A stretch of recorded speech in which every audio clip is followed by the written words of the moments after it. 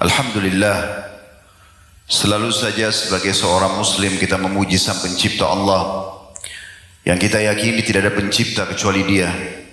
Semua yang terjangkau atau tidak terjangkau oleh mata kita di langit sana, begitu juga di bumi ini, begitu pula di dalam kedalaman lautan, semuanya kembali kepada La ilaha illallah. Tidak ada pencipta, pemilik, penguasa kecuali Allah. Dan kalimat Alhamdulillah adalah kalimat penghubung langsung seorang hamba dengan Tuhannya Allah. Dan Allah menjadikan itu sebagai kalimat berterima kasih atau syukur. Dan dengannya semua kebutuhan kita di muka bumi ini akan terpenuhi olehnya. Maka jadilah sebagai seorang muslim yang selalu membasahi lidahnya dengan kalimat yang mulia ini, Alhamdulillah. Selanjutnya kita panjatkan salam hormat kita kepada manusia yang telah disempurnakan jalur nasabnya, fisiknya, ilmunya oleh Sang Pencipta Allah. Dipilih sebagai penutup para utusan. Tidak ada lagi Nabi dan Rasul setelahnya. Dan tidak ada apapun yang dibutuhkan dari hukum-hukum yang Allah pikulkan di pundak beliau untuk disampaikan kepada umat manusia kecuali sudah disampaikan. Mengucapkan satu kali salam hormat kepada manusia terbaik ini akan dibalas dengan 10 kali rahmat dari Allah. Maka jadilah orang yang setelah memuji Allah Alhamdulillah selalu mengucapkan juga salawat dan taslim kepada Nabi besar Muhammad sallallahu alaihi wa ala alihi wa sahbihi wasallam. Karena melihat waktu Isya kurang lebih 11 atau 10 menit lagi dari sekarang, maka mungkin kita akan buka ceramah ini dengan mukaddimahnya. Setelah itu untuk menghormati waktu sholat, kita break sholat dulu bagi teman-teman yang dari Lubuk Linggo dan yang musafir tadi mungkin sudah jamak termasuk kami. Setelah itu insya Allah baru kita lanjutkan tema kita. Dalam pembukaan ini teman-teman sekalian, saya mengucapkan secara khusus terima kasih jazakumullah khairan menjalankan hadis Nabi sallallahu alaihi wasallam, man la yashkurun nas la yashkurullah. Siapa yang tidak berterima kasih pada manusia maka belum berterima kasih atau bersyukur kepada Allah. Maka ucapan terima kasih ini kepada seluruh jajaran pemerintahan Lubuk Linggau, baik itu dari wali kota, wakil wali kota, Kapolres, wakil Kapolres, Pak Sekda, dan seluruh jajaran pemerintahan yang mungkin tidak bisa kami sebutkan satu persatu. Seluruh teman-teman pengurus Masjid Rawdatul Jannah, semua panitia yang terlibat, baik ikhwah dan akhwat kita, dan juga seluruh jamaah yang Masya Allah dari tadi malam dengan semangat menghadiri ceramah kita. Dan kami beritakan kepada Pak Wali Kota dan seluruh jajaran pemerintahan, Alhamdulillah dari tadi malam berjalan dengan baik. Dengan judul kita indahnya ibadah, karena memang kita ingin menitik beratkan tentang masalah menyadarkan kita semua, terutama diri saya sendiri, dengan tujuan dasar kita diciptakan di muka bumi ini. Kenapa kita lahir dari rahim ibu kita? Kenapa kita tidak bisa punya pilihan, ini ibu kamu dan ini ayah kamu, tidak bisa pilih yang lain? Fasilitas semua yang ada, 2 mata, 2 telinga, 2 kaki dan seluruh organ tubuh kita ini berfungsi sesuai dengan fungsinya. Dan juga seluruh fasilitas yang ada di sekitar kita, udara, air, dan hewan-hewan, tumbuh-tumbuhan dengan segala macam sistem raksasa ini, semua itu Sang Pencipta menciptakannya dengan tujuan agar kita beribadah kepadanya. Dan sudah panjang lebar semalam kita jelaskan apa itu tujuan hidup, yaitu ibadah kepada Allah. Apa itu ibadah? Dan kita sudah sempurnakan dengan menyebutkan banyaknya jenis-jenis ibadah dengan kenikmatannya dan keutamaannya. Kemudian kami lanjutkan juga tadi pagi, Alhamdulillah yang telah memudahkan dan memberkahi juga dengan judul Mati yang Kudambakan ataupun Nanti. Dan ini rentetan bahasan yang sama berlanjut setelah kita fahami tujuan hidup kita ternyata untuk mengabdi kepada Sang Pencipta Allah, mengerjakan apa yang diperintahkan, menikmati apa yang dihalalkan, dan juga meninggalkan apa yang dilarang. Maka kita membahas step yang kedua tentang masalah adanya prosesi pindah ke alam akhirat, yaitu melalui kematian. Sehebat apapun seseorang menjaga kesehatannya, udara yang asri, makanan yang sehat, menjadi seorang olahragawan, kalau ajalnya datang, maka dia akan meninggal. Dan kita coba memberikan kesadaran tentunya dan penyadaran kepada semua kaum muslimin, baik itu yang ikut offline ataupun online, dan terutama bagi diri kami sendiri untuk menyadari tentang adanya fenomena ini dan bagaimana kita menjalankan hadis Nabi SAW pada saat ditanya siapa orang-orang mukmin yang paling cerdas, maka beliau mengatakan orang yang paling banyak mengingat kematian dan punya persiapan untuk itu. Lalu kita sudah tutup tadi, alhamdulillah, dengan menyebutkan mati-mati husnul khatimah. Banyak sekali tadi belasan jenis mati yang kita jelaskan yang merupakan mati-mati yang baik dalam Islam. Intinya berada di atas ketaatan kepada Allah Subhanahu wa taala dan meninggalkan semua yang dilarang. Dan insya Allah pada malam ini kita akan menyempurnakan bahasan kita dengan judul sebelum menyesal. Kita pindah ke step yang ketiga dari bahasan kita Tabligh Akbar ini, yaitu bagaimana Allah Sang Pencipta menceritakan dalam kitab Al-Quran yang suci, yang diyakini sebagai kitab suci bagi semua umat Islam, dijadikan sebagai rujukan dalam kehidupan mereka, menceritakan tentang penyesalan-penyesalan yang diucapkan oleh orang-orang yang tidak beriman kepada Allah nanti di hari kiamat, atau orang-orang yang banyak melakukan dosa-dosa dan tidak sempat taubat. Bagaimana mereka menyesali semua itu, dan ungkapan-ungkapan sesalan mereka sudah dituangkan dalam Al-Quran agar jangan sampai setiap muslim mengalami hal yang sama dengan mereka. Maka kita akan banyak sekali nanti mentadaburi ayat-ayat Al-Quran pada malam ini insyaAllah, berhubungan dengan informasi dari Allah tentang penyesalan-penyesalan yang terjadi nanti karena kufur kepada Allah selama di dunia, ataupun mereka banyak berbuat dosa dan tidak mau taubat sehingga akhirnya dihisab oleh Allah Subhanahu wa taala. Ini mungkin yang saya ingin sampaikan yang pertama. Yang kedua, saya duduk di sini, Pak Wakil Wali Kota, Pak Sekda, dan juga Pak Wakapolres dan seluruh teman-teman di sini. Saya bukan duduk di atas begini berarti saya lebih pintar atau lebih tahu, tapi kebetulan saya diamanahkan untuk menyampaikan ini. Sekaligus juga saya menggunakan baju ini karena pemberian dari wali kota, jazakumullahu khairan, dan juga untuk menunjukkan bahwasanya Islam tidak bertolak belakang dengan sesuatu yang merupakan tradisi dan adat kalau tidak bertolak belakang dengan Islam. Dan ini juga bentuk dukungan kami terhadap pemerintah setempat, ya, dan insya Allah mudah-mudahan batik durian ini bisa lebih menasional nantinya dan juga dikenal oleh masyarakat Nusantara seperti tadi harapan Pak Wali Kota. Dan kita menjalankan di sini firman Allah Subhanahu wa taala, "Fadzakir fa inna dzikra tanfa'ul mu'minin." Tujuannya adalah saling memberikan peringatanlah karena peringatan sangat bermanfaat oleh orang-orang beriman. Juga menjalankan sabda Nabi sallallahu alaihi wasallam, "Ad-dinun nasiha." Agama ini semua isinya nasihat. Harus saling mengingatkan.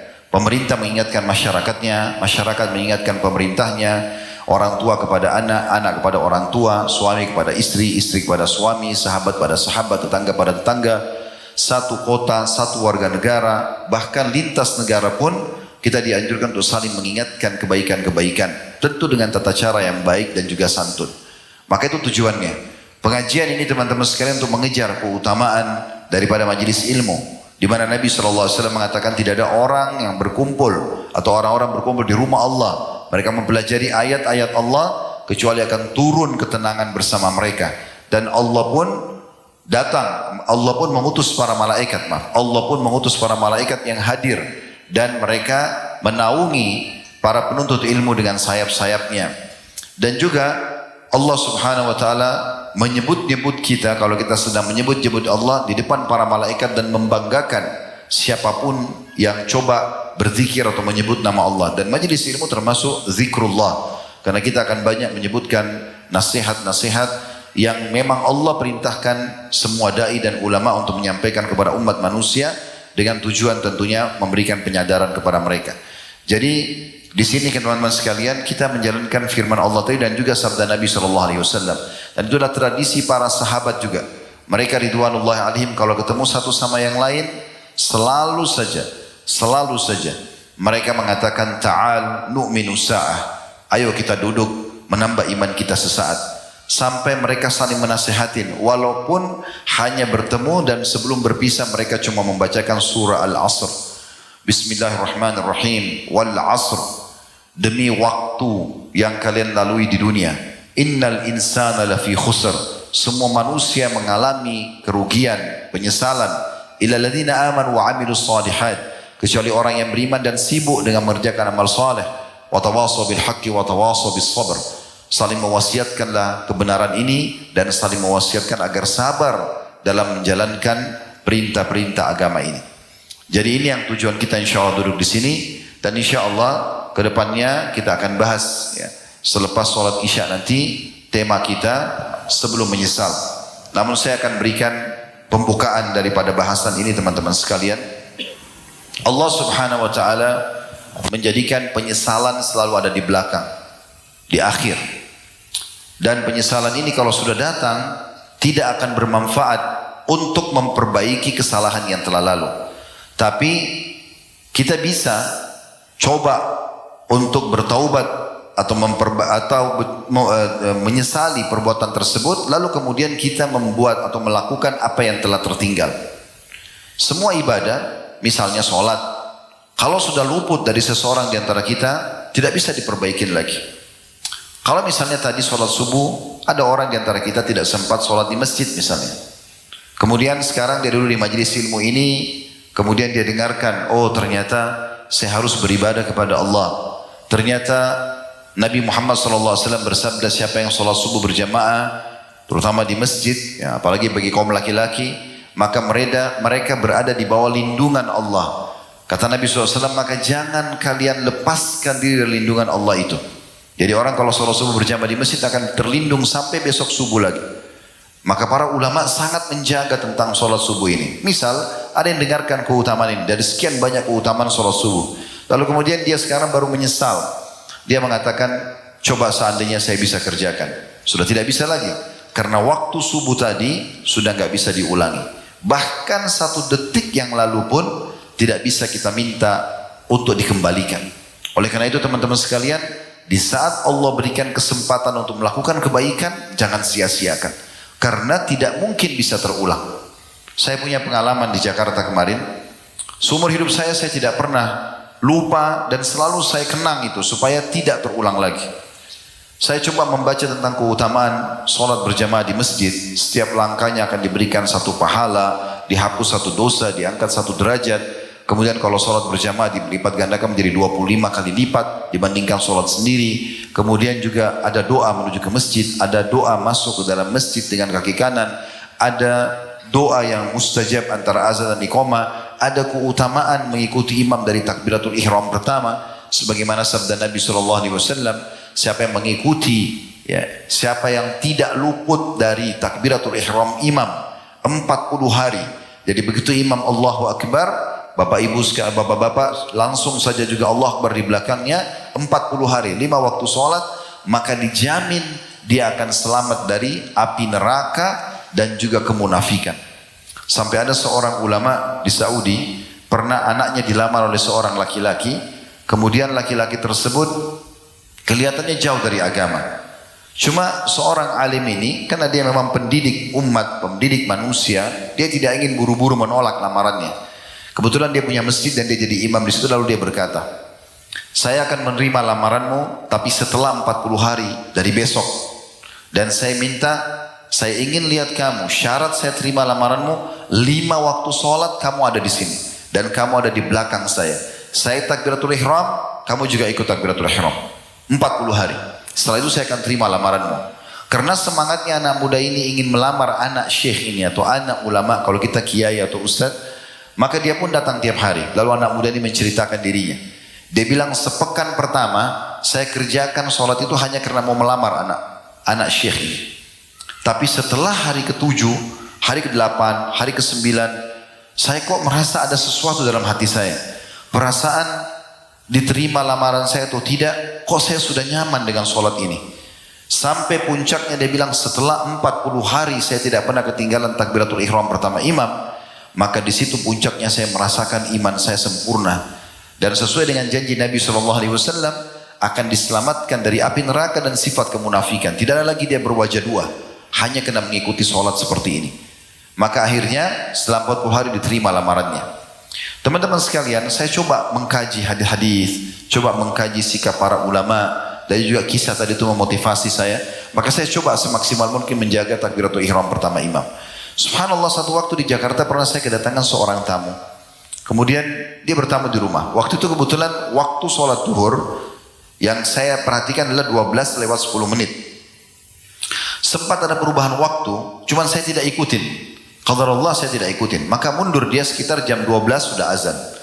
Kebetulan masjid dekat rumah, mikrofonnya rusak, jadi tidak terdengar azan. Saya masih berpegang dengan waktu sholat azan yang lalu. Kemudian saya bilang sama ikhwah itu, waktu saya lihat jam sudah pukul 12 lewat 10 menit, saya mengatakan sudah waktu azan, tidak kedengaran, kita ke masjid. Saya boncengan motor sama beliau, pas masuk masjid, begitu kaki saya melangkah masuk ke masjid, saya lihat imamnya sudah sujud di sujud pertama di rakaat pertama. Waktu itu tiba-tiba saya berpikir teman-teman sekalian, saya bilang subhanallah, saya bahkan tidak bisa bilang sama imam, imam tolong kembali ke takbiratul ihram pertama. Saya ingin ikut dari awal, tidak bisa. Dan akan tercatat di buku amal saya, Khalid Basalamah ini di hari itu sholat duhur masbuk 1 rakaat. Tidak bisa saya perbaiki selamanya. Pahalanya akan kurang. Dan beda pahalanya dengan orang yang sudah mengerjakan dari awal sempurna. Dari sini menjadi sebuah cambuk sebenarnya teman-teman sekalian. Kalau peluang-peluang amal soleh jangan disia-siakan. Saya akan sampaikan juga sebuah kejadian lain dan kita tutup setelah itu untuk sholat isya dulu. Saya pernah keluar dari salah satu majelis taklim di Jakarta Timur, di daerah Otista waktu itu. Kemudian habis taklim, waktu itu pengajian ibu-ibu, pas azan duhur, saya keluar dari masjid.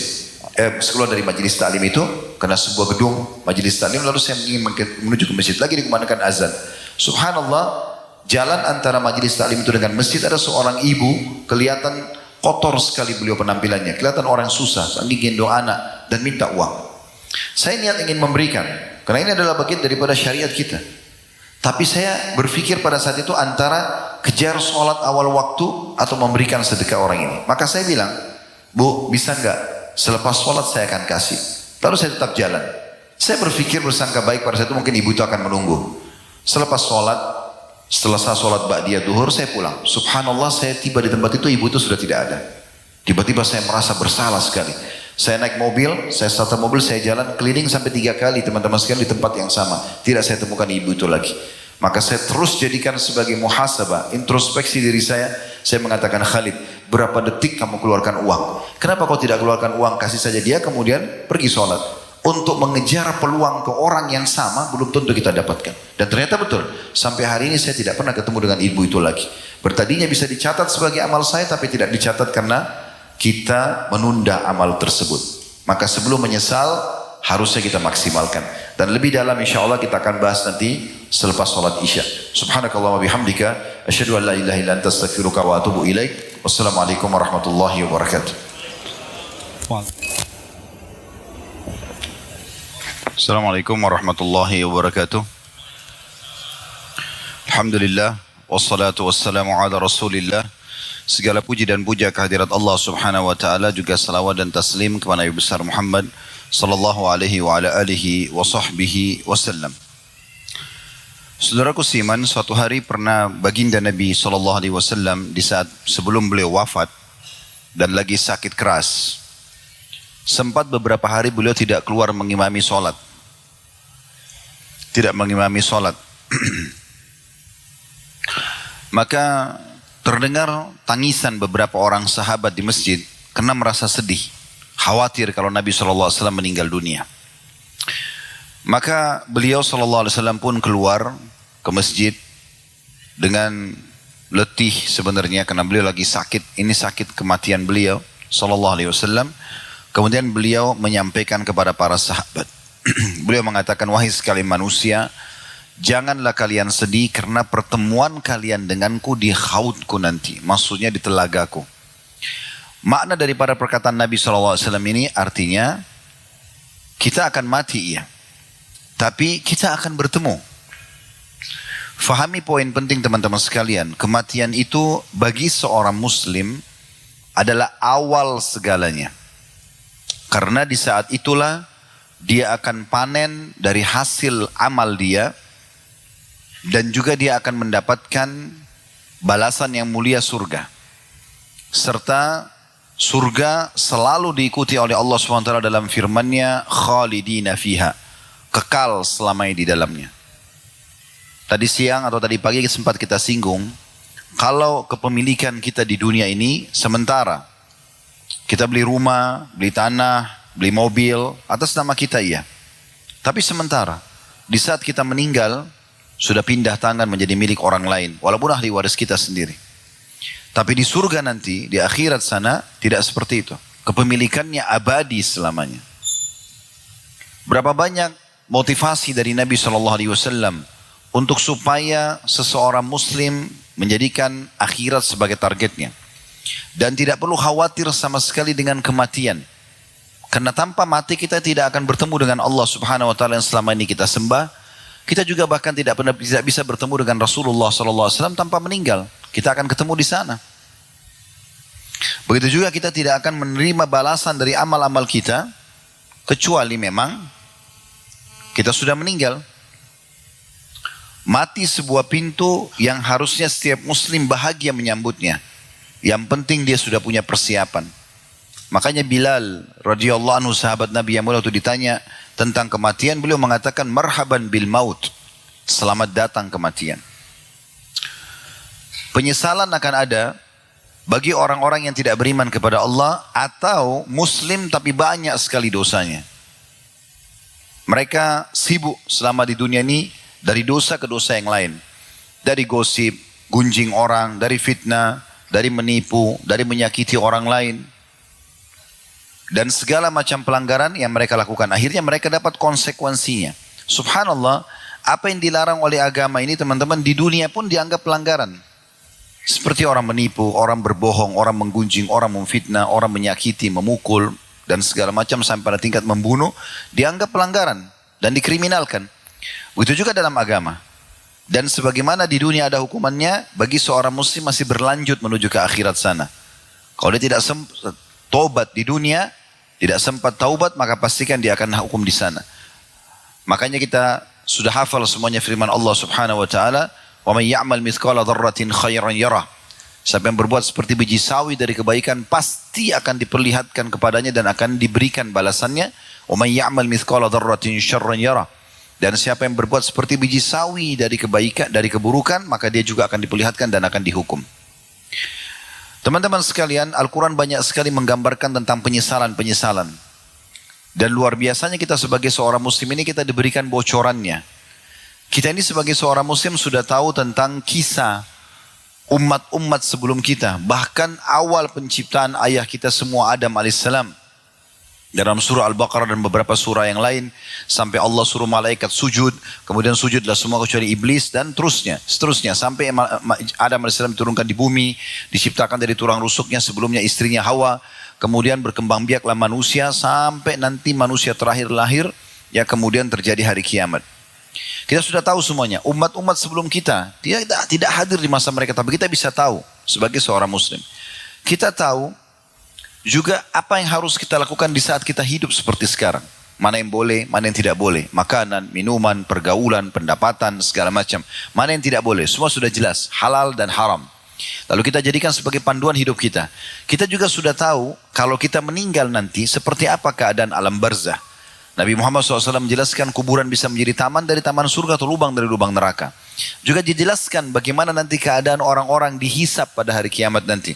Ada orang yang berat timbangannya selamat masuk surga dan dia akan gembira. Ada orang yang timbangan amalnya, timbangan amal baiknya. Ada yang berat timbangan dosanya maka menyesal dan akan masuk ke dalam neraka. Dan digambarkan dengan sejelas-jelasnya surga itu seperti apa, neraka itu seperti apa. Saya pernah membedah teman-teman sekalian sebuah buku judulnya Rasulullah SAW bercerita tentang surga dan neraka. 30 pasal lebih di situ dibahas tentang masalah surga. Dan 30 pasal lebih membahas tentang neraka. Sangat rinci. Mungkin kalau kita bahas di saat ini akan sangat panjang bahasanya. Karena saya bukan bahas tentang masalah itu. Tapi teman-teman kalau berminat bisa kembali ke playlist YouTube kami. Di Khalid Basalama Official. Kemudian klik KHB-nya. Lalu ada playlistnya, diklik nanti cari tentang bedah buku Rasulullah SAW cerita tentang surga dan neraka. Anda bisa panjang lebar mendengarkan di situ. Tapi yang jelas surga itu walaupun belum dilihat oleh orang, kalau ditanya mau masuk surga, jawabannya pasti iya. Karena indahnya. Begitu juga neraka, orang kalau ditanya mau masuk neraka, maka jawabannya tidak. Walaupun dia belum pernah lihat. Karena emang surga tempat balasan bagi orang-orang yang patuh. Dan mereka akan nikmat selamanya. Serta juga neraka adalah hukuman bagi orang yang membangkang dan mereka akan tersiksa selamanya. Baik teman-teman sekalian, kita coba melihat bagaimana gambaran Al-Quran telah membocorkan kepada kita tanda kutip keadaan orang-orang yang menyesal nanti pada hari kiamat. Supaya jangan kita menjadi orang-orang seperti ini. Mumpung masih dikasih kesempatan umur. Detik ini, di masjid ini pun Anda masih diberikan kesempatan oleh Allah Subhanahu wa ta'ala. Kalau masa lalu kita penuh dengan amal soleh, kita tinggal perbanyak sekarang. Kalau masa lalu kita penuh dengan dosa, saat ini masih bisa bertaubat. Sebelum terlambat. Kita akan mulai dengan surah Al-An'am, surah nomor 6 dalam Al-Quran. Bagi teman-teman yang mau catat silakan. Bagi yang mau buka juga aplikasi Al-Qurannya, tapi saya harap ini adalah offline, supaya tidak mengganggu sinyal online kita. Bisa dilihat dalam surah Al-An'am dari ayat 27-nya. Kita akan mulai dari sini dulu. Saya bacakan. A'udzubillahi minasyaitonirrajim. Allah berfirman, "Walau tara idh wukifu 'alan nari faqalu ya laitana nuraddu wa la nukadziba biayati rabbina wa nakuna minal mu'minin." Jikalau hai Muhammad engkau menyaksikan dan melihat bagaimana para penghuni neraka dihadapkan ke neraka.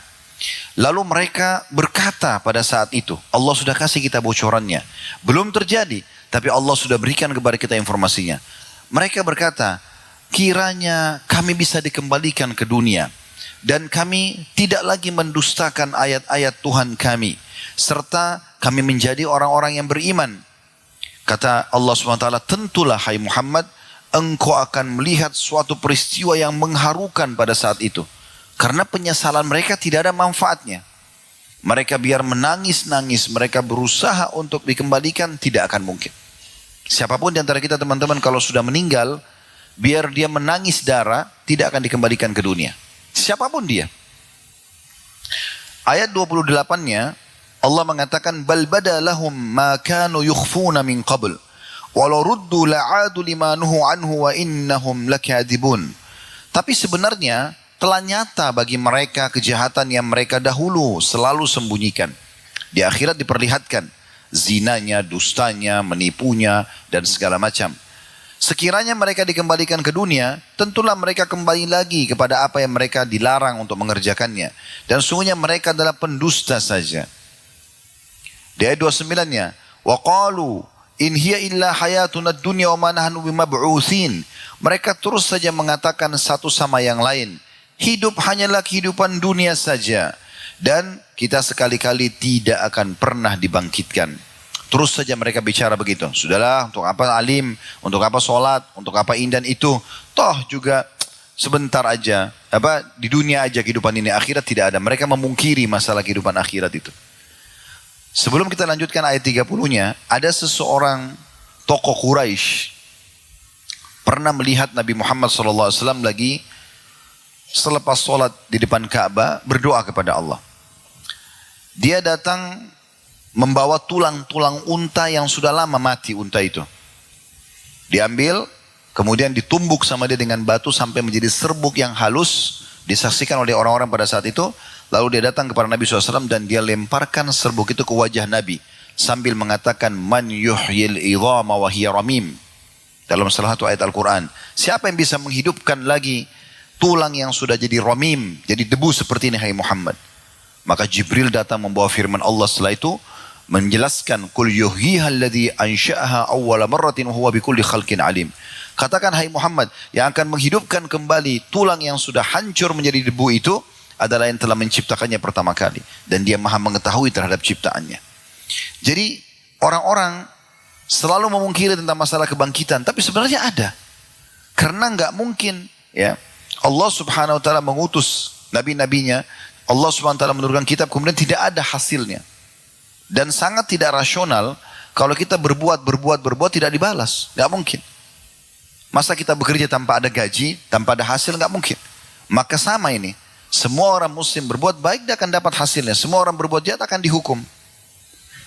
Lalu yang dalam sekali Allah ingatkan kepada kita ayat 30-nya surah Al-An'am ini. Walau tara idh wukifu ala rabbihim qala alaysa hadha bil haqqi qalu bala wa rabbina qala fadhuqul adzaba bima kuntum takfurun. Seandainya kamu melihat ketika mereka dihadapkan kepada Tuhan mereka, tentu kamu akan melihat peristiwa yang sangat mengharukan karena mereka menangis, mereka terisak-isak. Dan Allah berfirman, bukankah kebangkitan ini benar? Bukankah sudah aku ingatkan sebelumnya akan ada hari kiamat? Kalau setiap muslim tidak asing dengan setiap sholat baca Al-Fatihah. Di antara potongan ayatnya, Maliki Yaumiddin, Raja pemilik hari kebangkitan. Allah bertanya kepada mereka, bukankah kebangkitan ini benar? Sekarang kalian lihat semua kalian dibangkitkan. Mereka menjawab, sungguh benar demi Tuhan kami. Allah berfirman, karena itu rasakanlah siksa ini disebabkan dulu kamu memungkirinya.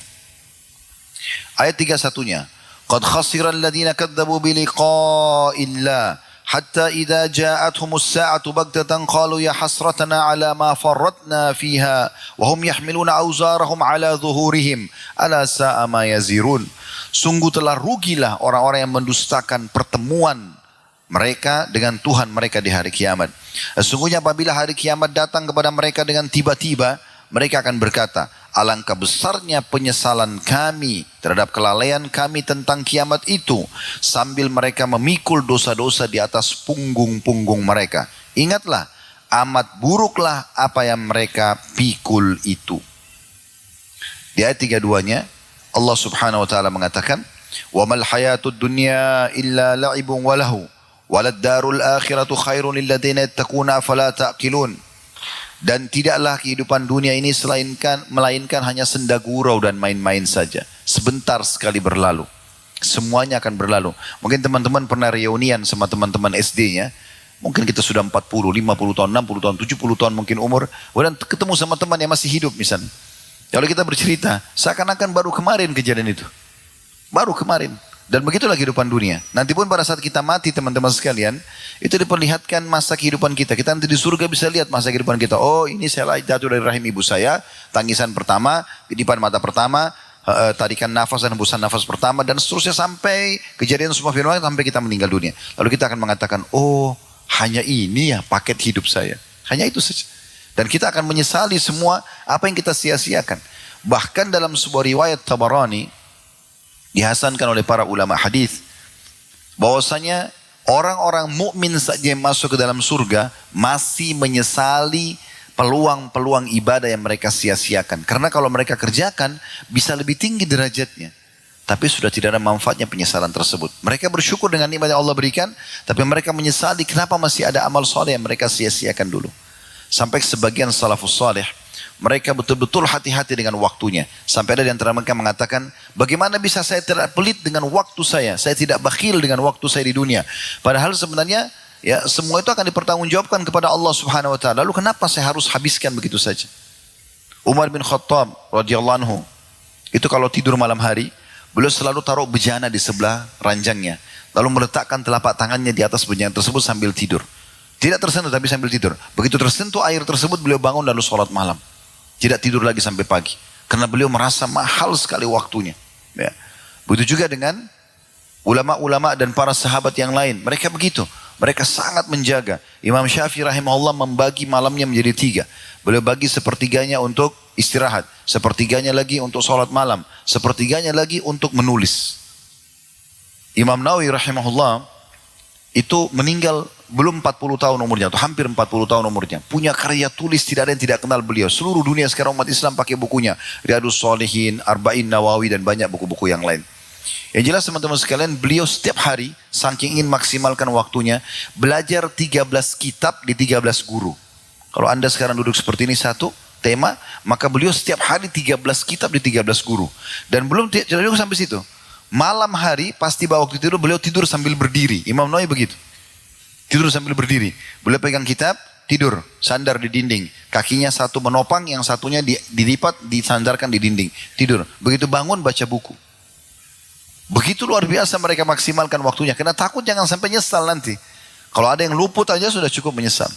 Apalagi kalau dasarnya memang orang sengaja membuang-buang waktunya. Sebagian salaf pernah melewati anak-anak muda, nongkrong, omong kosong di pinggir jalan, tidak ada faedah sama sekali. Maka beliau mengatakan, kalau bisa waktu mereka dibeli, saya akan beli waktunya ini. Cuma manusia sudah tentukan 24 jam semuanya. Gak bisa lebih. Tapi kalau bisa ada orang buang-buang waktu itu dibeli sama orang yang tahu nilainya waktu itu agar beribadah kepada Allah, mereka mau beli. Teman-teman sekalian, ayat selanjutnya yang perlu kita renungi, tadabburi sama-sama adalah surah Al-A'raf, maaf, Al-Ahzab, surah nomor 33, ayat 67 sampai 68. Di ayat ini terulang lagi Allah Subhanahu wa taala menceritakan tentang orang-orang yang menyesal. Ya, sekali lagi Al-Ahzab surah nomor 33 ayat 67 sampai 68. Saya bacakan.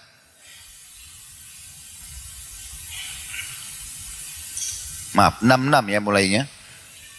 Yauma tuqallabu wujuhuhum fin nari yaquluna ya laitana ata'na Allah wa ata'na ar-rasula.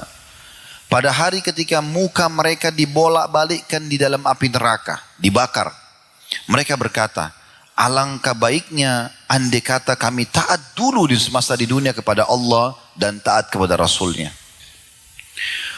Ayat 67-nya, وَقَالُوا رَبَّنَا إِنَّا أَطَعْنَا سَادَتَنَا وَكُبَرَاءَنَا فَأَضَلُّونَا السَّبِيلَ. Mereka lalu berkata dalam neraka itu, ya Tuhan kami, sesungguhnya kami telah mentaati pemimpin-pemimpin dan pembesar-pembesar kami, maksudnya mengajak mereka pada kesalahan. Lalu mereka menyesatkan kami dari jalan yang benar. Ayat 68-nya, رَبَّنَا آتِهِمْ ضِعْفَيْنِ مِنَ الْأَذَابِ وَالْعَنْهُمْ لَعْنًا كَبِيرًا. Ya Tuhan kami, timpahkanlah, lipat gandahkanlah siksaan 2 kali lipat dan kutuklah mereka dengan kutukan yang besar. Jadi ini adalah pembicaraan antara orang-orang yang masuk dalam neraka yang merasa dulu disesatkan oleh teman-temannya, oleh lingkungannya, kemudian mereka menyesal. Lalu mereka tuntut di neraka agar bisa orang-orang yang mengajak mereka sesat itu dilipat gandakan hukumannya. Ini penyesalan yang lain. Di dalam ayat yang lain juga dalam surah Al-Fajr, surah nomor 89. Ya, saya tadi bilang kita tadabburi ayat-ayat Al-Qur'annya. Ini di ayat 23 sampai 24. A'udzu billahi minasyaitonir rajim. Waji'a yawma idzin bi jahannam. Yauma idzin yatadzakkarul insanu wa anna lahu dzikra. Pada hari itu diperlihatkan neraka jahanam dan pada hari itu ingatlah manusia. Akan tetapi tidak berguna lagi bagi mereka peringatan itu. Ayat 24-nya yaqulu ya laitani qaddamtu li hayati. Lalu manusia-manusia itu akan mengatakan di depan neraka, alangkah baiknya kiranya aku dahulu mengerjakan amal saleh untuk hidupku ini. Nabi Muhammad SAW teman-teman sekalian selalu memotivasi umatnya agar sibuk dengan amal saleh. Walaupun itu kecil. Beliau mengatakan dalam sabda yang masyhur, la tahkiranna minal ma'rufi syai'a. Jangan pernah pelit-pelit dengan amal saleh walaupun kecil. Jangan anggap remeh karena sunnah saja. Bahkan Nabi SAW mengatakan, jangan kalian pelit dengan amal saleh walaupun bertemu dengan saudara kalian dalam kondisi tersenyum. Dan beliau mengingatkan, tabassum fi wajhi akhika sadaqah. Senyum aja dengan saudara muslim itu adalah sedekah. Beliau ingatkan itu. Dan beliau mengatakan kalau dalam sabdanya yang lain, di tangan seseorang di antara kalian ada tanaman bibit dan dia mau tanamkan, kemudian dia tahu besok kiamat, tetap dia tancapkan. Abdullah bin Umar radhiyallahu anhu di masa hidup beliau tua sekali, rambutnya sudah putih, alisnya putih, jenggotnya putih semua. Kemudian beliau menanam bibit pohon kurma. Pohon kurma ini mirip sama kelapa kalau kita, mungkin lama sekali, umurnya panjang dan dia lama tumbuh baru berbuah gitu. Tapi kalau berbuah dia jangka panjang. Maka ditanamlah sama dia. Lagi dalam kondisi tua begitu. Lalu orang-orang di sekitarnya tanya, wahai Abdullah bin Umar, Anda tanam ini kapan Anda ambil manfaat darinya? Orang kan tanam pikiran sederhananya mau nikmati gitu kan. Maka beliau karena motivasi akhiratnya besar, agar nanti di sana tetap bisa panen pahala, beliau mengatakan, kalau tidak bermanfaat atau tidak saya ambil manfaatnya sekarang, maka akan diambil manfaatnya oleh orang-orang yang datang setelah saya. Begitu terus mereka tersibukkan dengan amal-amal saleh walaupun sederhana, agar jangan sampai terjadi penyesalan. Di dalam ayat lain juga, dalam surah Naba, surah nomor 78, ayat 39 sampai 40. Surah nomor 78 ini, mungkin orang semua hafal amma yatasa'alun ya. Surah ini umumnya muslimin menghafal. Di ayat 39 sampai 40-nya berbunyi, A'udzubillahi minasyaitonirrajim. Dzalikal yaumul haqq, faman syaa'a ittakhadha ila rabbih ma'aba. Hari kiamat itu pasti terjadi. Maka barang siapa yang menghendaki dia mau selamat, maka dia segera semasa di dunia menempuh jalan menuju Tuhannya. Ayat 40-nya, di ayat terakhirnya, Inna anzarnakum azaban qariban yawma yanzurul mar'u ma qaddamat yadahu wa yaqulul kafiru ya laitani kuntu turaba. Sesungguhnya kami telah memperingatkan kepadamu hai orang-orang kafir siksa yang dekat. Dan pada hari manusia melihat apa yang telah diperbuat oleh kedua tangannya, dan orang kafir akan mengatakan pada saat itu, alangkah baiknya sekiranya aku hanya menjadi tanah saja. Maksudnya setelah mati nggak dibangkitkan lagi. Penyesalan yang lain. Ada ayat yang paling luar biasa dalam bahasan kita ini teman-teman sekalian, dan ini saya minta ini kita lebih banyak fokus tadaburnya, khusus ayat-ayat ini. Karena ayat ini Allah kayak sedang berbicara sama kita, kejadian akan datang, tapi kayak live, kayak langsung kita hadiri. Surah Al-Mu'minun, surah nomor 23 dalam Al-Quran. Ini dalam sekali membahas tentang pembongkaran keadaan orang-orang nanti di akhirat sana. Dari ayat 95-nya. Maaf, ayat 99-nya. Saya langsung bacakan saja. Allah berfirman, Hatta idza jaa ahadahumul mautu qala rabbirji'un. Demikianlah keadaan orang-orang yang banyak kufur kepada Allah, bermaksiat kepada Allah, hingga apabila datang kematian kepada mereka, mereka spontan mengatakan, wahai Tuhanku, kembalikan aku di dunia. Untuk apa kira-kira? Untuk kembali ke makanan favoritnya, untuk kepada proyek bisnisnya. Mereka diceritakan oleh Allah di ayat 100-nya. La'alli a'malu salihan fima tarakt. Kalla innaha kalimatun huwa qailuha wa mi waraihim barzakhun ila yaumi yub'atsun.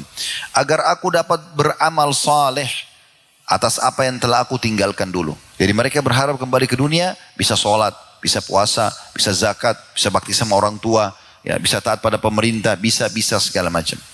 Sekali-kali tidak, kata Allah. Sesungguhnya itu adalah perkataan yang diucapkan saja. Itu omong kosong, tidak mungkin dia bisa kembali. Dan di hadapan mereka ada dinding yang memisahkan mereka dengan kehidupan dunia. Maksudnya di alam barzah, di kuburan, sampai nanti hari kebangkitan. Ayat 101-nya, فَإِذَا نُفِخَ فِي الصُّورِ فَلَا أَنْسَابَ بَيْنَهُمْ يَوْمَئِذٍ وَلَا يَتَسَاءَلُونَ. Apabila sangkakala ditiup nanti, hari kiamat terjadi, tidaklah ada lagi pertalian nasab di antara mereka. Dan tidak pula mereka saling bertanya.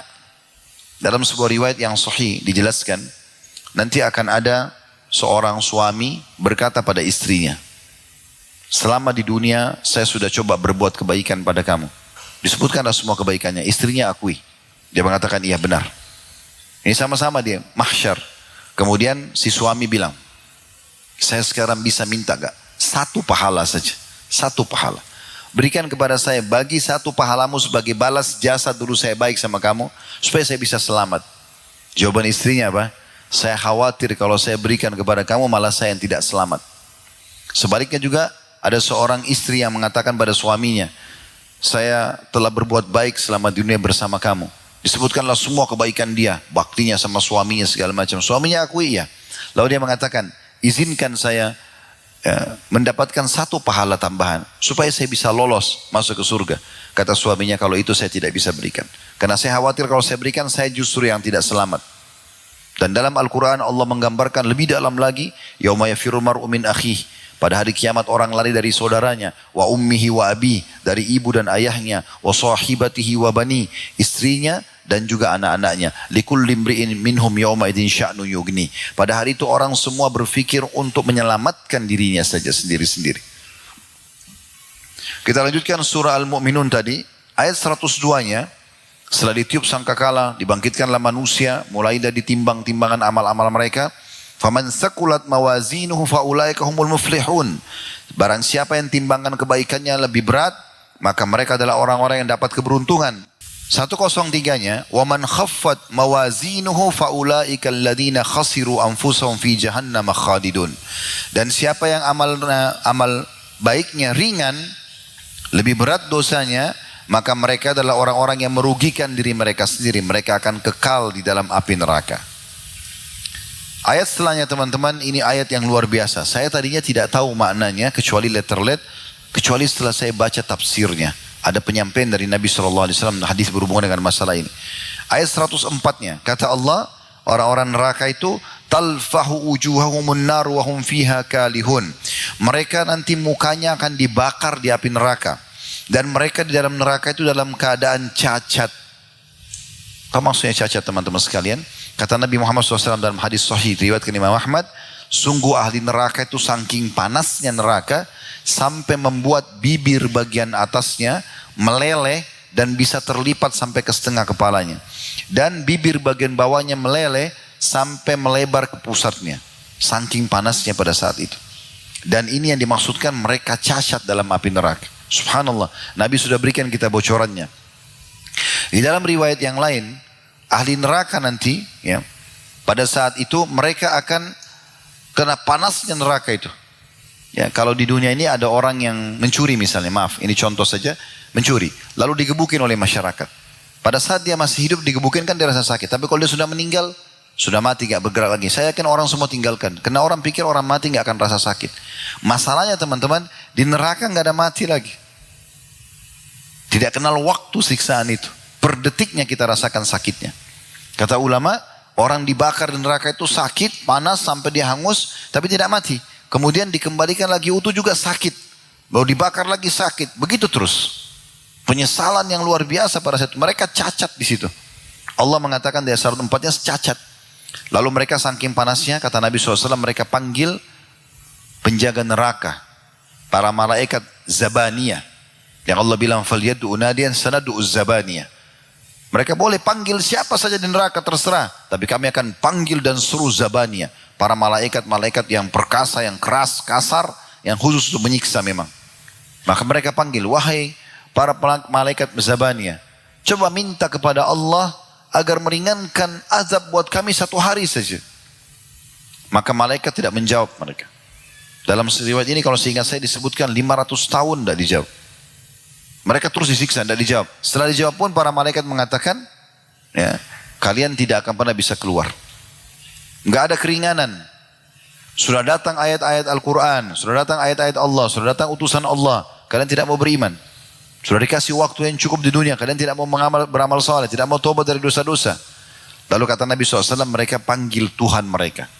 Ya Allah, tolong kami. Tolong kami. Nah di sini teman-teman sekalian, pada saat mereka panggil Tuhan mereka, kata Nabi SAW, Allah tidak menjawab mereka seumur dunia. Berapa miliar tahun tuh umur dunia? Karena manusia kita ini teman-teman, makhluk ini, manusia ini makhluk terakhir di dunia. Sebelum kita sudah ada jin, sudah ada hewan-hewan, ini semua sudah ada sebelum kita. Kita ini makhluk terakhir Allah ciptakan. Makanya waktu Nabi Adam diciptakan, iblis sudah ada. Mereka sudah ada semua kehidupan mereka. Sudah ada hewan-hewan, sudah ada semua ini. Nabi Adam turun di bumi ini sudah siap semuanya. Sudah berjalan sekian lama. Maka pada saat itu teman-teman sekalian, Allah Subhanahu wa Ta'ala tidak menjawab mereka seumur dunia. Setelah itu pun Allah mengatakan kalimat yang luar biasa. Allah mengatakan qala khsa'u fiha wa la tukallimun. Jangan pernah kalian terhinalah di dalamnya dan jangan pernah kalian bicara dengan saya. Jadi setelah seumur dunia pun miliaran tahun, Allah jawab, padahal Allah itu sifatnya Ar-Rahman Ar-Rahim, Maha Pengasih, Maha Penyayang. Tapi mereka lupa Allah juga punya sifat yang lain, syadidul iqab, sangat berat siksanya bagi para pembangkang. Setelah seumur dunia pun Allah baru jawab, kata Nabi SAW, Allah mengatakan ikhsa'u fiha wa la tukallimun. Terhinalah kalian di dalam neraka itu dan jangan kalian berbicara dengan saya. Kata Nabi SAW, setelah Allah menjawab itu mereka sudah putus asa, mereka tidak bisa lagi apa-apa, sampai akhirnya keluar dari tempat keluarnya air mata mereka darah. Dan ketahuilah neraka itu penuh dengan air mata mereka. Sampai-sampai kalau kapal ingin dijalankan di atas air mata mereka maka bisa jalan. Allah mengatakan dalam 105-nya, lanjutkan surah Al-Mu'minun, alam takun ayati tutla alaikum wa kuntum biha tukadzibun. Bukankah ayat-ayatku telah dibacakan kepadamu sekalian? Allah berfirman, Bapak Ibu jangan buat ini, Bapak Ibu kerjakan ini, sudah sampai, tapi kamu selalu mendustakannya. 106. Qalu rabbana ghalabat alaina shiqwatuna wa kunna qauman dhalin. Maka mereka ahli neraka mengatakan, ya Tuhan kami telah dikuasai oleh kejahatan kami, hawa nafsu kami, tetap mau menipu, tetap mau menggunjing, tetap mau menjatuhkan orang lain, tetap ini dan itu. Dan kami termasuk orang-orang yang sesat. 107-nya, Rabbana akhrijna minha fa in udna fa inna zalimun. Ya Tuhan kami, tolong keluarkan kami sekarang dari neraka ini, kembalikan kami ke dunia lagi. Kalau kami kembali juga pada kesalahan kami, sungguh kami termasuk orang-orang yang zalim. Maka di saat itulah Allah mengatakan 108 yang tadi yang saya bahasakan atau sebutkan hadisnya, qala khsa'u fiha wa la tukallimun. Allah berfirman, tinggallah dalam keadaan hina dalamnya dan jangan pernah bicara kepadaku. Jadi Allah SWT menghinakan mereka, teman-teman sekalian. Saudara, pelajaran, banyak sekali pelajaran dari orang-orang sebelum kita yang harus kita bisa ambil pelajaran. Seperti misalnya Nabi Muhammad SAW dan orang beriman dengan beliau. Abu Bakar, Umar, Uthman, Ali, Talha, Zubair, banyak sahabat Nabi. Istri-istri beliau, keturunan beliau, Ridwanullah alaihim. Semuanya yang ikut kepada Nabi SAW, di dunia mereka bahagia. Ada rumahnya, ada tunggangannya kalau kita kendaraan sekarang, ada hartanya, ada keturunannya. Mereka hidup senang, mereka juga makan, minum, segala macam. Di dunia mereka bahagia. Di akhirat mereka juga mendapatkan kebaikan. Juga sudah ada orang yang semasa dengan beliau seperti Abu Jahal, Abu Lahab, Umayyah bin Khalaf, tokoh-tokoh Quraisy banyak sekali yang kufur, gitu kan.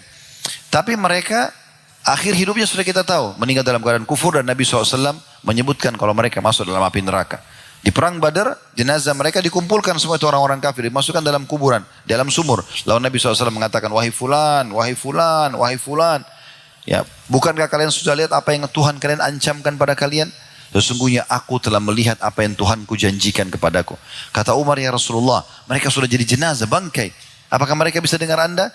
Kata Nabi SAW, hai Umar, sungguh demi Allah mereka lebih mendengar suaraku lebih jelas daripada engkau mendengarkan suaraku.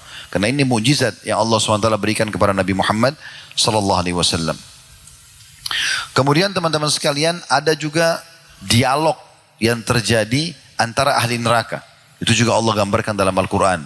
Apa yang akan nanti mereka berdialog di sana nanti disebutkan. Teman-teman bisa lihat dalam surah Shad, surah nomor 38 dalam Al-Quran. Dan ini dimulai dari ayat 55-nya. Saya langsung bacakan saja. Hadza wa inna lit-taghina la syarra ma'ab. Sesungguhnya bagi orang-orang yang durhaka, kafir ataupun mereka bangkang terhadap hukum-hukum Allah, disediakan tempat kembali yang buruk. Itu ayat 55. Ayat 56-nya, Jahannam yaslaunaha fa bi'sal mihad. Neraka Jahannam yang mereka masuk dalamnya dan amat buruk Jahannam itu sebagai tempat tinggal. 57-nya, hadza falyadhuquhu hamimun wa gassaq. Inilah azab kami, biarkan mereka merasakannya. Minumlah dari air yang sangat panas dan air yang sangat dingin. Kata Nabi Muhammad SAW, air panas itu begitu dituangkan ke tubuh mereka, maka akan melelehkan semua kulitnya dan otot-ototnya. Tapi mereka tidak mati. Kenapa mereka teman-teman sekalian dituangkan seperti ini? Karena mereka disiksa pertama. Yang kedua, ahli neraka itu akan merasakan haus. Dan pada saat mereka haus, mereka butuh sekali air. Seperti kita butuh air. Lalu kemudian didatangkan pada saat itu air yang panas, dituangkan ke wajah dan tenggorokan mereka. Serta akhirnya melelehkan seluruh tubuh mereka. Lalu kata Allah SWT ayat 58-nya, wa akharu min syaklihi azwaj, dan azab yang lainnya yang serupa itu banyak sekali di neraka. Setelah disiamkan air panas, ada dalam riwayat lain diberikan juga tinatul khabal. Apa itu tinatul khabal? Kotorannya, nana dan darahnya ahli neraka. Jadi pada saat mereka luka-luka, berserakan di sana sini nana dan darahnya diambil, diberikan jadi minuman mereka dan makanan mereka. Mereka akan dikasih makan dari pohon zakum. Kata Nabi SAW, ketahuilah zakum itu, kalau seandainya diambil satu tetesnya saja, when diteteskan di bumi ini, maka akan rusak semua kehidupan penduduk bumi. Bagaimana dengan orang yang menjadi makanannya? Mereka lapar, mau tidak mau, mulutnya terbuka, tangannya tertahan, dimasukkan zakum itu, lalu merobek-robek tubuh mereka, dan menghancurkan seperti racun yang mematikan. Kemudian ayat 59 Allah mengatakan, hadza faujum muqtahimum ma'akum, la marhaban bihim, innahum salun nar. Dikatakan kepada mereka inilah satu rombongan pengikut-pengikut kalian. Sama-sama dulu berbuat dosa. Sama-sama tetap kufur kepada Allah di dunia. Maka mereka berdesak-desakan bersama-sama masuk ke neraka. Ini Allah yang berfirman. Maka para pemimpin mereka berkata yang para durhaka, tidaklah ucapan selamat bagi kalian. Tidak ada selamat datang bagi kalian. Sesungguhnya mereka akan masuk api neraka. Jadi nanti di neraka, teman-teman sekalian, na'udzubillah, ini Allah buka, teman-teman bisa pelajari nanti di rumah ya. Dan saya sarankan dibaca terjemahannya. Sebagian fatwa ulama sekarang sudah membolehkan kita pegang mushaf kalau lagi sholat sunnah. Kayak teman-teman kalau lagi sholat malam, daripada terulang surah-surah yang sama yang pendek yang kita hafal, kita bisa baca surah-surah Al-Quran. Misalnya kita pilih surah Shad ini, bisa kita baca sambil sholat gitu kan.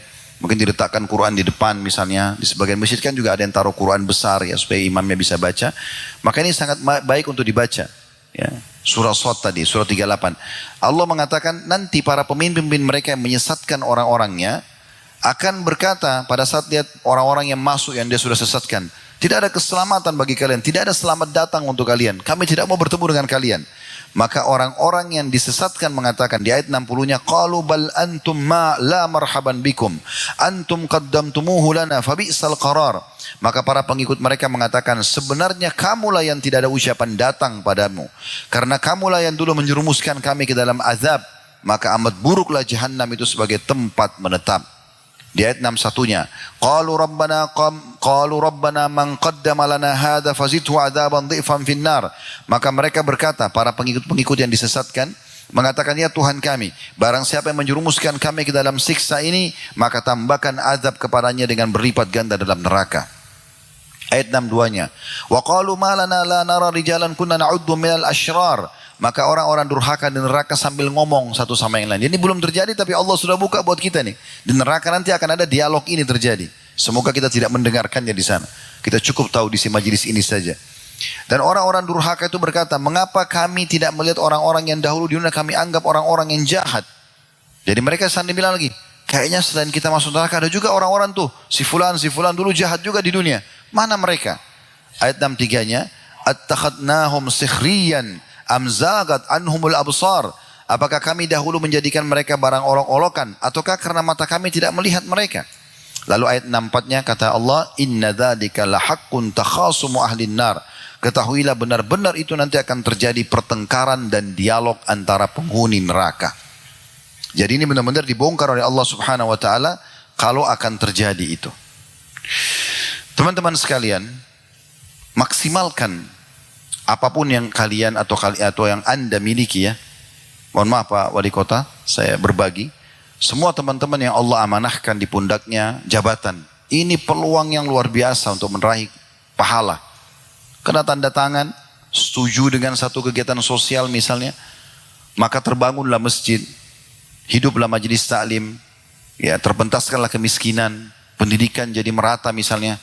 Maka dengan instruksi saja, sudah cukup untuk panen pahalanya. Dan itu bergulir terus. Bergulir terus. Ini luar biasa. Teman-teman yang diamanahkan menjadi lembaga, kepala yayasan, ketua yayasan, kepala masjid, ya, ketua masjid, kepala sekolah. Ini juga luar biasa jabatannya nih. Bagaimana bisa kita maksimalkan untuk meraih pahala yang melimpah di sana. Jangan berlalu begitu saja tapi kita tidak panen pahala. Mungkin kalau orang yang tidak punya kedudukan itu sulit sekali dia. Kayak kita misalnya mau bangun masjid sulit sekali. Atau kita misalnya mau memberikan instruksi kepada para guru-guru di sekolah atau di yayasan, para staf untuk supaya menjalankan kegiatan-kegiatan yang baik. Juga tidak bisa karena kita tidak punya jabatan itu. Maka maksimalkan ini. Jangan sampai terjadi penyesalan gitu. Karena Allah memberikan kesempatan, berarti kita juga disayang oleh Allah. Kata Ali radhiyallahu anhu, Allah tidak mudahkan istighfar dari lisan seorang hamba, kemudian Allah ingin mengazabnya. Artinya pasti ini karena Allah ingin kebaikan kepada dia. Bahkan kalau ada di antara kita teman-teman berhasil berdoa saja, maka berarti Allah ingin mengijabah doanya. Karena kalau Allah tidak mau, dia tidak akan berdoa. Semua itu taufik dari Allah Subhanahu wa taala. Maksimalkan. Maksimalkan kesempatan. Semua pelanggaran orang di depan mata kita itu jadikan ajang pahala, bukan permusuhan. Jangan dimusuhi orang yang masih melakukan pelanggaran. Tapi bagaimana kita menjadikan itu ajang kesempatan kita dapat pahala. Karena kalau semua orang sudah jadi baik, kita mau dapat pahala dari siapa? Tapi karena ada pelanggaran, mereka kita bisa nasihatin, kita bisa luruskan. Dan kita dapat pahala dengan dakwah itu. Maksimalkan semua itu. Ada seseorang, kalau belum pernah dengar namanya, perlu diketahui namanya Uqbah bin Abi Mu'aid. Ini sebagian besar ulama mengatakan kalau ada manusia yang paling rugi di dunia, orang ini. Siapa Uqbah bin Abi Mu'aid ini? Seseorang yang pernah bersahabat dengan Nabi SAW di Mekah. Sahabatnya Nabi. Tapi dia juga bersahabat, dia tokoh Quraisy ya. Dia juga bersahabat dengan Umayyah bin Khalaf, Abu Jahal. Di Mekah dulu itu ada satu komplek perumahan. Di zaman Nabi SAW itu komplek para pejabatnya Mekah. Tokoh-tokoh masyarakatnya. Nabi SAW tinggal di situ karena rumah yang paling besar itu rumahnya Khadijah radhiyallahu anha. Beliau pengusaha Mekah kan. Nabi menikah maka Nabi tinggal di situ. Di situ tetangganya Nabi itu semua Abu Jahal, Abu Lahab gitu kan. Termasuk Uqbah bin Abi Mu'aid ini. Maka Nabi SAW pernah diundang oleh Uqbah bin Abi Mu'aid untuk makan siang. Nabi SAW datang. Setelah beliau jadi Nabi gitu. Sebelum makan, Nabi SAW bilang, wahai Uqbah. Waktu dia bilang, silakan makan, hai Muhammad. Kata Nabi SAW, wahai Uqbah, saya berharap kebaikan untukmu. Saya akan makan makananmu ini kalau kau syahadat. Kau masuk Islam. Maka dia bilang, sudahlah Muhammad, ini undangan makan. Kata Nabi SAW, itu permintaan seorang sahabat pada sahabatnya. Saya ingin kebaikan untukmu. Maka Uqbah bin Abi Mu'aid syahadat. Asyhadu an la ilaha illallah, asyhadu anna Rasulullah. Maka Nabi SAW senang, ini tokoh Mekah. Makanlah Nabi SAW sama dia. Rupanya Uqbah ini punya persahabatan sama Umayyah bin Khalaf. Ini Ubay bin Khalaf. Ubay bin Khalaf ini teman-teman perlu tahu, inilah satu-satunya orang yang Nabi bunuh. Nabi itu tidak pernah bunuh orang. Itu pun bukan bunuh secara langsung ya. Kalau pernah dengar sabda Nabi SAW, sungguh murka Allah memuncak pada seseorang yang dibunuh oleh nabinya. Satu-satunya yang terbunuh di tangan Nabi itu ini. Namanya Ubay bin Khalaf. Dia dulu di Mekah, saya sedikit tambahkan kisah ini dulu. Ubay bin Khalaf ini di Mekah selalu lihatkan kudanya pada Nabi. Lalu dia bilang, hai Muhammad, satu waktu nanti saya akan bunuh kau dengan kuda ini. Maka kata Nabi SAW, insya Allah saya akan membunuhmu nanti. Sudah selesai di Mekah itu. Pas terjadi perang Uhud, di perang Uhud, Ubay bin Khalaf ikut. Dan waktu muslimin terpukul mundur ke gunung Uhud karena 43 pemanah Nabi terbunuh. Ya, kemudian 50 pemanah Nabi terbunuh, 43 di kancah peperangan, 7-nya di atas gunung pemanah. Ini kisahnya panjang tapi jelas terbunuh, pasukan muslimin terpukul mundur. Maka pada saat itu Ubay bin Khalaf ini yang teriak-teriak pada pasukan Quraisy, ayo kita habisin muslimin, bunuh saja mereka. Maka Nabi SAW bilang kepada Ali radhiyallahu anhu, berikan kepada saya sebuah lembing, tombak kecil gitu. Maka kata Ali, maka Nabi SAW mundur, kemudian melempar ke arah Ubay bin Khalaf. Nah Ubay bin Khalaf ini teman-teman dari kepala sampai kaki semuanya besi. Yang ada celah itu cuma di lehernya dia, penyambung pemisah antara topi besi yang dia pakai dengan baju besinya. Itu ada cedak kecil sekali. Itu yang bisa ditebas kalau mau dibunuh dia. Selebihnya semua besi, nggak mungkin bisa. Dengan bola matanya saja. Maka Nabi SAW melempar lembing itu, subhanallah, kena dan menggores ya sedikit bagian leher yang terbuka itu. Kata Ali radhiyallahu anhu, Nabi SAW mundur dan melempar lembing tersebut saking kuatnya sampai kami semua terpental. Lalu kemudian jatuhlah Ubay ibn Khalaf ini. Begitu dia jatuh, dia mengatakan, sungguh Muhammad telah membunuhku. Orang-orang sekitarnya datang. Kemudian melihat, gak ada apa-apa, cuma luka sedikit. Dia bilang, kalau Muhammad meludahi saya sekarang mungkin saya akan mati. Ringkas cerita, dia pulang ke Mekah, subhanallah betul-betul dia sakit gara-gara sobekan kecil itu. Dan membusuk, akhirnya dia meninggal gara-gara itu. Lalu kata Nabi SAW, sungguh murka Allah memuncak dengan seseorang yang telah dibunuh oleh nabinya. Nah ini satu-satunya orang yang Nabi bunuh nih, Ubay bin Khalaf. Itu pun bunuhnya bukan secara langsung, tapi tadi seperti saya ceritakan. Nah Ubay bin Khalaf ini, kita kembali ke kisah kita tadi, bersahabat sama Uqbah bin Abi Mu'aid. Maka waktu dia dengar Uqbah syahadat, dia bilang, hai Uqbah, kau sudah masuk ke agama Muhammad? Dia bilang, dia sahabat saya, dia ajak saya, katanya kebaikan. Kata Ubay bin Khalaf ini kebetulan dia punya persahabatan juga sama Uqbah dan dia punya bisnis besar sama Uqbah ini. Maka dia bilang, kalau seandainya kau tidak keluar dari agama Muhammad, saya putuskan persahabatan dan saya putuskan juga bisnis kita. Maka kata dia, baiklah, saya akan kufur. Dia bilang, tidak cukup. Kau harus datang, ucapkan perkataan kekufuranmu dengan Muhammad di depan orang-orang di dekat Ka'bah dan ludahi mukanya Muhammad. Maka apa yang terjadi? Uqbah lakukan. Dia pergi bertemu dengan Nabi, Nabi lagi tawaf di Ka'bah, kemudian dia datang, dia mengatakan, hai Muhammad, sungguh saya keluar dari agamamu. Itu saya ucapkan hanya karena saya mau kamu menjadi tamu saya. Lalu dia ludahi muka Nabi SAW. Apa yang terjadi? Di saat itu, Jibril datang membawa firman Allah Subhanahu Wa Taala yang masyhur. Ayat ini teman-teman semua orang bisa baca tentunya ya. Ayat ini disebutkan dalam surah Al-Furqan. Surah nomor 25 ayat 27 sampai 29. Bunyinya ayat 27-nya, wa yauma ya'addu adh-dhalimu 'ala yadayhi yaqulu ya laitani ittakhadtu ma'ar rasuli sabila. Dan ingatlah nanti orang zalim itu, siapa dia? Uqbah bin Abi Mu'aid. Ayat ini turun khusus buat dia. Nanti orang yang zalim itu kata Allah akan menggigit tangannya di hari kiamat nanti sambil dia mengatakan, sungguh ya, coba seandainya dulu aku mengikuti tuntunan Rasul, maksudnya Nabi Muhammad SAW. Dia tidak keluar dari Islam sudah syahadat. Ayat 27, ayat 28-nya, ya laitani lam attakhid fulanan khalila. Coba dulu saya enggak jadikan si fulan sebagai sahabat saya. Maksudnya Ubay bin Khalaf. Lalu Allah gambarkan di ayat 29-nya, laqad adallani anidz-dzikri ba'da idz ja'ani wa kana asyaitanu lil insani khadula. Sungguh dia telah menyesatkan saya setelah datang kepada saya peringatan yang benar, dan ketahuilah syaitan itu sangat menipu manusia. Itu penyesalan. Uqbah bin Abi Mu'aid turun padanya ayat ini sementara dia masih hidup, subhanallah, tapi tidak bermanfaat bagi dia. Allah sudah cap dia akan menjadi orang yang kufur karena dia telah menghinakan Nabi Muhammad SAW. Sebelumnya tentu banyak sekali ya, seperti kasus penyesalan Fir'aun ya. Pada saat Fir'aun sudah ditenggelamkan oleh Allah Subhanahu Wa Taala di Laut Merah, nanti setelah dia tenggelam sudah mulai masuk air banyak di mulutnya, baru dia mengatakan, amantu billadzi amana bihi banu Israel. Saya telah beriman kepada Tuhan yang telah diimani oleh Bani Israel. Allah gambarkan dalam Al-Quran itu ya. Dalam surah Yunus, surah nomor 10. Itu Allah gambarkan tentang bagaimana keadaan Fir'aun. Di ayat 90-nya. Sampai 92. Wajawazna bi Bani Israel al-bahra fa'adbahum Fir'aunu wujunudu wa bagyan wa adwa. Dan kami lewatkan Bani Israel bersama Musa dari Laut Merah. Lalu Fir'aun datang ingin menindas mereka dengan bala tentaranya. Hatta idza adrakahul gharaqu qala amantu annahu la ilaha alladhi amanat bihi banu Israil wa ana minal muslimin. Dan pada saat sudah ditenggelamkan, Allah selamatkan Bani Israel sama Nabi Musa, Fir'aun datang di tengah-tengah laut, lalu Allah turunkan air itu.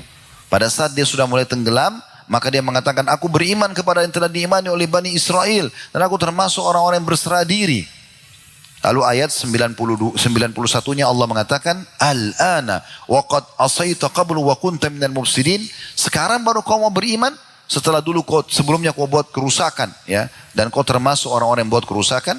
Ayat 93-nya ini mukjizat yang luar biasa. Sampai hari ini teman-teman masih bisa lihat mukjizat itu. Detik ini pun atau setelah bubar ini pun teman-teman ketik di Google bisa lihat mukjizat ini. Allah bilang, Al-yawm fal-yawma nunajjika bi badanika litakuna liman khalfaka ayah wa inna katsiran minan nasi an ayatina laghafilun. Hari ini kami selamatkan badanmu. Badan itu maksudnya dari rambut sampai kaki, kuku kaki. Kami selamatkan semua agar menjadi pelajaran bagi orang-orang yang datang setelahmu. Tapi sayang sekali banyak manusia lalai dari ayat-ayat kami. Subhanallah, saya bilang tadi kalau teman-teman pulang, kalau teman-teman ketik di Google saja mumi Fir'aun atau peninggalan Fir'aun kelihatan semua. Dan sampai sekarang masih bisa nampak mukanya cuma menggeriput saja. 3000 tahun yang lalu ini ceritanya. Allah sudah gambarkan. Dan saya pernah bimbing umrah dengan travel kami. Umrah plus Mesir, kami ke Mesir. Dan saya masuk ke museumnya itu. Bersama jemaah, ada satu jemaah tanya, Ustaz ini Fir'aun itu yang mengaku Tuhan. Saya bilang iya. Allah kekalkan sekarang. Dan ini Allah benarkan dalam surah Yunus. Tapi penyesalan dia sudah tidak ada gunanya lagi. Nanti dia akan menyesal sekali. Dan kata Nabi SAW, Jibril berkata kepadaku, hai Muhammad, andai saja kau lihat bagaimana saya memenuhkan mulutnya Fir'aun dengan pasirnya atau tanahnya Laut Merah, agar dia tidak mengatakan, ya Tuhanku ampunilah aku. Karena jangan sampai dia kena rahmatnya Allah. Jibril pun tidak ingin dia beriman. Jadi penyesalan yang luar biasa, tapi tidak ada manfaatnya. Begitu juga teman-teman sekalian, orang yang banyak menunda-nunda untuk beramal soleh, seperti sedekah, sholat dan yang lainnya. Ini semua teman-teman akan menjadi penyesalan. Perhatikan dalam surah Al-Munafikun, surah nomor 63. Allah menceritakan dua ayat terakhirnya, 10 dan 11. Allah bilang, wa anfiqu mimma razaqnakum min qabli an ya'ti ahadakumul maut fayaqulu rabbi laula akhartani ila ajalin qaribin fa asaddaq wa akum minas salihin. Dan segera infakkan apa yang telah kami karuniakan kepada kalian, kami rezekikan kepada kalian, bantukan kepada orang-orang sebelum datang waktu nanti di mana pada saat mati datang kepada seseorang dari kalian, baru dia mengatakan, ya Allah, terlambatkan sesaat umurku, ajalku, kematianku, agar aku bisa bersedekah, agar aku bisa mengeluarkannya, dan aku termasuk orang-orang saleh. Itu ayat 10-nya. Ayat 11 yang Allah mengatakan, wala yuakhirallahu nafsan idza jaa ajaluha wallahu khabirum bima ta'malun. Tapi ketahuilah Allah tidak akan pernah melambatkan ajal seseorang kalau sudah datang, dan Allah akan memberitahukan apa yang kalian kerjakan. Kita tutup teman-teman sekalian dengan beberapa hadis-hadis Nabi SAW. Renungi baik-baik. Kata Nabi SAW kepada setiap muslim, kun fid dunya ka'annaka gharibun aw abiru sabil. Hai muslim, jadikan dirimu di dunia seperti orang yang asing atau orang yang cuma sekedar lewat saja. Dalam riwayat lain beliau mengatakan juga sahih, sesungguhnya perumpamaan aku dengan dunia seperti orang yang musafir penat. Lalu kemudian dia istirahat di bawah sebuah pohon, setelah penatnya hilang kemudian dia pergi. Dunia ini untuk kita tunggangi meraih yang terbaik di akhirat sana. Tapi bukan menjadi target utama setiap muslim.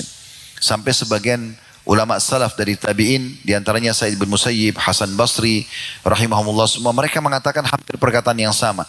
Di antara statement mereka adalah, sungguh kami telah bertemu dengan kaum, maksudnya para sahabat Nabi, yang mereka tidak pernah merasa sedih sedikit pun kalau kehilangan dunia, tapi mereka akan menyesal seumur hidup mereka kalau kehilangan sesuatu yang berhubungan dengan akhirat.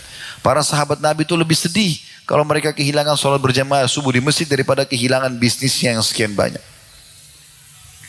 Juga Ibnu Umar mengatakan dalam nasihatnya berhubungan dengan hadis Bukhari ini, idza amsayta fala tantadhirus sabah. Kalau kau tiba sore hari jangan tunggu pagi. Wa idza asbahta fala tantadhirul masa. Kalau kamu tiba pada pagi hari jangan tunggu sore hari. Wa khudh min sihhatika limaradik. Maksimalkan masa sehatmu sebelum kau sakit. Maksudnya segera ayo beramal. Wa min hayatika limautik. Dan kehidupanmu sebelum engkau meninggal dunia. Juga dalam hadis riwayat An-Nasai dan Baihaqi, kata Nabi SAW, iktanib khamsan qabla khamsin. Raih segera, maksimalkan segera 5 hal sebelum 5 hal. Syababaka qabla haramik. Masa mudamu sebelum tiba masa tuamu. Orang kalau muda kesempatannya banyak, energinya masih banyak, idenya masih brilian. Jangan sia-siakan masa-masa muda itu. Jangan dipakai maksiat kepada Allah. Maksimalkan ibadah. Kemudian yang kedua, wasihhatika qabla saqamik. Sehatmu sebelum kamu sakit. Kita kalau sudah sakit kita tahu bagaimana susahnya kita bergerak. Demam, kita flu berat, susah. Sementara kita masih sehat, ayo maksimalkan ibadah, hadiri majelis ilmu, segera silaturahim keluarga, haji dan umrah. Jangan tunggu nanti sudah susah jalan baru kemudian mau pakai kursi roda setengah mati gitu. Kesempatan, masih ada kesempatan lakukan. Yang ketiga, wa ghinaka qabla faqrik. Kekayaanmu sebelum kau miskin. Jadi maksimalkan bersedekah pada saat itu. Yang keempat, wa faraqika qabla syughlik. Dan juga maksimalkan waktu kosongmu sebelum kau tersibukkan. Jadi waktu lowong itu teman-teman adalah nikmat Allah. Jangan sampai disia-siakan. Karena kata Nabi SAW, ni'matani maghmulun fihima katsirun minan nas. 2 nikmat yang paling banyak dilalaikan oleh manusia. As-sihhatu wal faraq. Kesehatan dan juga waktu lowong. Waktu lowong bukan untuk dihabiskan omong kosong. Baca Al-Quran. Berzikir kepada Allah Subhanahu wa taala, belajar ilmu agama, silaturahim keluarga, banyak yang bisa kita lakukan. Pecahkan permasalahan-permasalahan seseorang yang mungkin butuh bantuan. Kita sudah jelaskan beberapa jenis ibadah semalam itu, bagaimana memenuhi hajat seorang muslim.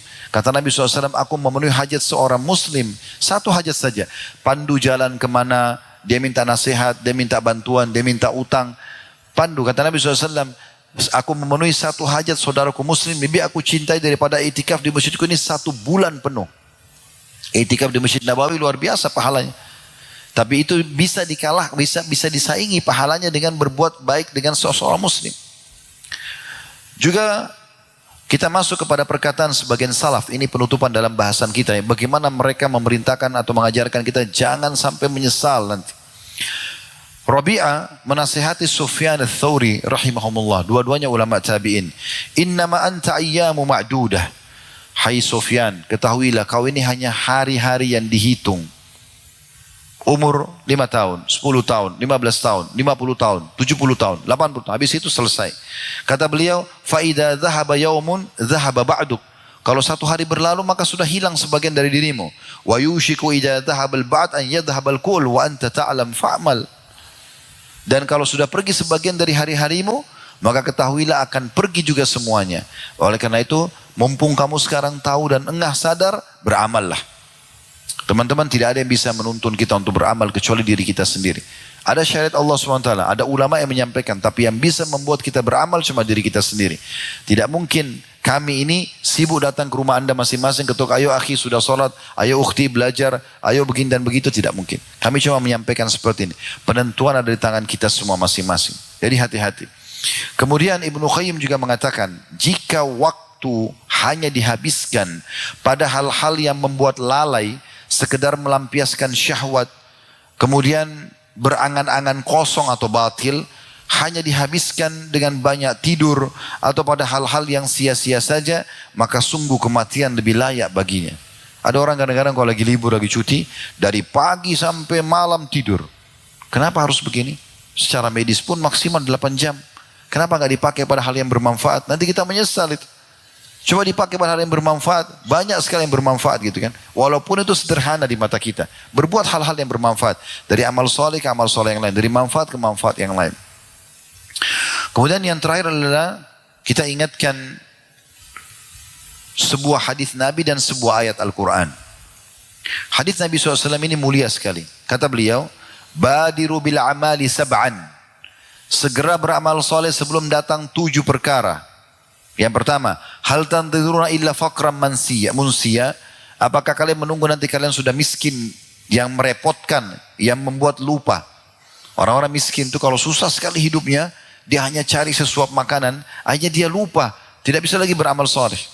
Sering kami lihat banyak di jalanan dulu di Jakarta begitu. Sampai pernah lewat saya panggil, ayo pak, sholat pak. Oh iya, tapi lagi ngumpulin, cari sisa-sisa sampah. Sampai kami pernah hadiahkan pakaian, ajak sholat, dia sholat sekali, habis itu lupa, dia lalai lagi. Subhanallah, sudah membuat dia lalai dengan ibadah. Akhirnya dia rugi dunia, rugi akhirat, gitu kan? Kata Nabi SAW, apa tunggu miskin yang membuat lupa? Auginan mutgia, atau kekayaan yang membuat sombong, membuat lalai. Apa tunggu itu baru mau beramal saleh? Yang ketiga, au maradan mufsida, atau penyakit yang berbahaya, yang berat, seperti stroke misalnya, buta misalnya, ya.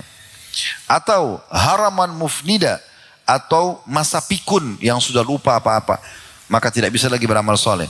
Au mautan mujhiza, atau mati yang tiba-tiba datang. Awul dajjalu fasyarru ghaibin yuntadar, atau kalian tunggu dajjal keluar, orang yang akan keluar nanti di akhir zaman buat fitnah yang mengaku Tuhan dan banyak pengikutnya, dan itu seburuk-buruk hal gaib yang ditunggu. Yang terakhir yang ketujuh beliau mengatakan awis sa'atu fasa'atu adha wa amar, atau kalian tunggu kiamat terjadi. Kiamat jauh lebih berat dan lebih sulit. Hadits ini diriwayatkan oleh Tirmidzi dengan sanad hasan. Dengan hadits ini kita tutup semua dalil-dalil penyesalan yang sudah kita sampaikan teman-teman sekalian, dan kami akan tutup terakhir darinya dengan ayat Al-Quran tentang gambaran bagaimana ahli surga pada saat mereka masuk ke dalam surga, kemudian mereka saling bersyukur dan memuji kepada Allah Subhanahu wa taala karena sempat memaksimalkan waktu. Di dalam Al-Quran Allah SWT berfirman dalam surah At-Tur, surah nomor 52, ayatnya 25 sampai 28. Ini Allah ceritakan dan Allah bongkar tentang keadaan ahli surga, padahal sebenarnya kita belum masuk ke sana, tapi keadaan mereka nanti akan mengakukan ini. Allah mengatakan, wa aqbala ba'duhum ala ba'din yatasa'alun. Ahli surga akan saling bertemu dan mereka saling ngobrol satu sama yang lain. Apa yang mereka ngobrolkan? Qalu inna kunna qablu fi ahlina musyfikin. Kami dulu waktu di dunia hidup, kami termasuk orang-orang yang takut sekali. Jangan sampai di akhirat masuk neraka. Jangan sampai tidak masuk ke dalam surga.